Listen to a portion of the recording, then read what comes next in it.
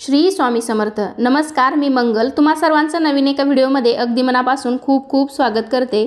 तर उद्या गणपतीसाठी साध्या सोप्या पद्धतीने एका ओढणीपासून आणि काही फुलांच्या माळापासून आपण साधं सोपं डेकोरेशन कसं तयार करायचं तर हे मी तुम्हाला आजच्या व्हिडिओमध्ये दाखवणार आहे। फक्त मी इथे एका ओढणीचा वापर केलेला आहे आणि काही फुलांच्या माळा माझ्याकडे ज्या अवेलेबल आहेत त्याचाच वापर मी इथे केलेला आहे।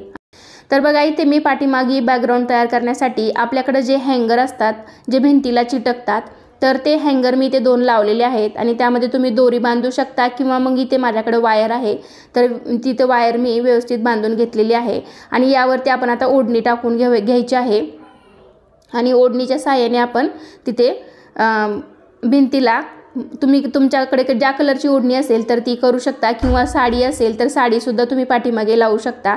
तर मी ते ओढणीचा वापर केलेला आहे। माझ्याकडे अशी ओढणी आहे तर ती ओढणी मी इथे मागे टाकलेली आहे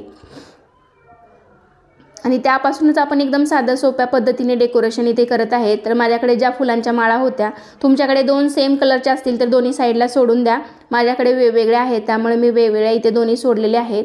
ओढणीची काही तुम्हाला डिझाइन करायची असेल तर ती करू शकता। तर मी ते एका साइडने केलेली आहे आणि दुसऱ्या साइडने पण तशीच ओढणी आपल्याला घडी घालत वरती पिनांनी चिकटवून द्यायची आहे। तर त्या पद्धतीने तुम्ही इथे करू शकता। एकदम साधं सोपं डेकोरेशन आहे, जास्त वेळ पण लागत नाही, कमीत कमी 10-15 मिनिटांमध्ये तुमचं तेवढा पण वेळ लागणार नाही। तर गणपती बाप्पा येण्या अगोदर तुम्ही असं साधं सोपं डेकोरेशन नक्कीच करू शकता।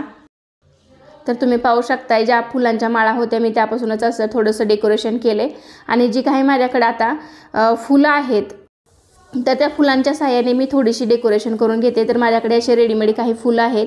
तुमच्याकडे अजून काही दुसरं साहित्य असेल तर तेही तुम्ही म्हणजे लटकन वगैरे पण असतात बऱ्याच जणांकडे किंवा घंटी असतात तर त्या पण तुम्ही इथे मागे लावून चिटकवून देऊ शकता। तर एकदम साधं सोपं पद्धतीने तुम्ही असं डेकोरेशन गणपती बाप्पांसाठी उद्या नक्की करा।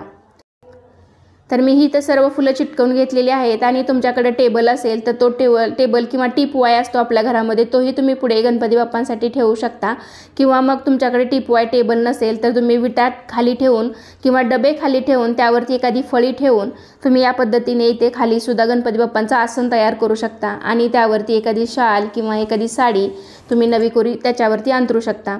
तर बघा, तुम्ही पाहू शकताय घरीच आपल्या साध्या सोप्या पद्धतीने अगदी थोड्याच वेळामध्ये साधं डेकोरेशन। तर असा छोटासा व्हिडिओ आहे, कसा वाटला तुम्हाला नक्की कमेंटद्वारे सांगा। आवडला असेल तर व्हिडिओला लाईक करा, तुमच्या फ्रेंड फॅमिलीमध्ये शेअर करायला विसरू नका।